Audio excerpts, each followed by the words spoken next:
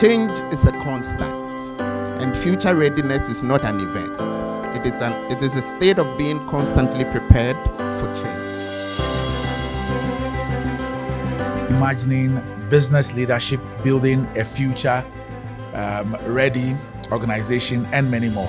And I'm sure that we all agree that it will be worth our participation, our time, our energies, and all that. So once again, you're all welcome to this event.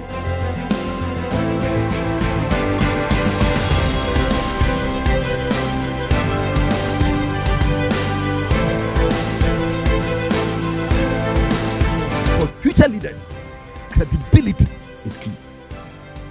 And I want to throw this to all the chief executive here. Credibility. I think that we need to be content with what we have. If you want to grab everything, you won't be a good leader. I'm telling you, because you'll never be satisfied. But when you have decided to sacrifice your life, that I'm here to make a change for the future, you make it. Right? People fighting for resources here and there. How do you put resources for the future and do the same thing for now?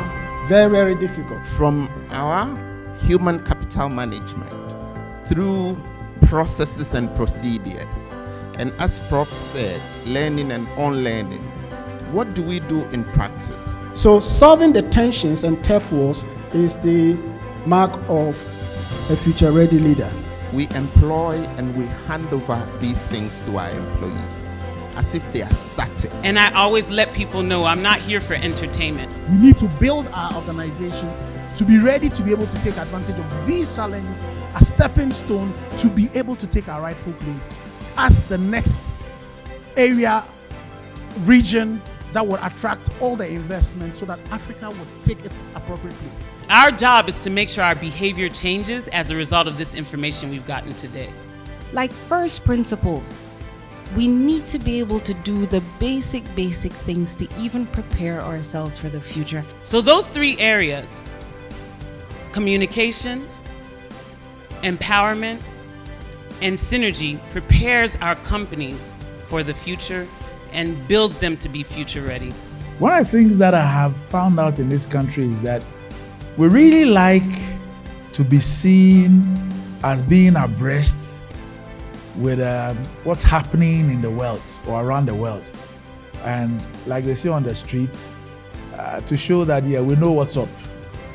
So when you hear concepts like innovation, CSR, and it's one of the things that led me to my choice of doctoral thesis with the help of a prof.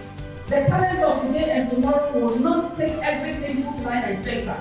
So the bigger question for leadership is, what will come out when you fall from an empty cup? The question we face is not whether our organization would encounter these changes, but how we will respond to them. One of the things that I learned coming to NiBS is definition of constructs.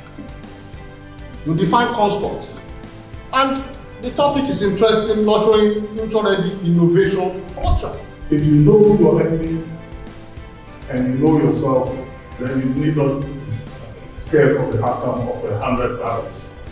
But if you know yourself and do not know your enemy, then for every victory you gain, you will be subject to a defeat. I agree with the person that you then have to already start on the next course 1 year. Very responsible program. I believe that the true correct leadership is the one that implies or that adapts the ESG strategies to the organization. Technology is a friend. We don't expect technology to take over our role. Does it involve creativity and coming up with clever solutions? Does it require working in an unpredictable environment? Now we are in the era of AI. So what we should work on now is AI transformation. How many of you used for work in the last 4 days ChatGPT, Bard, or Gemini? How many? 1, 2, 3. That's not enough. This percentage will increase in the future. Interesting, it may interest all of us to know, statistically, we have within Africa about 70% of our youth population within 26 to 30. that means a lot for the future. It starts with you and I deciding to do different so that we can make the change that is required. Thank you all very much.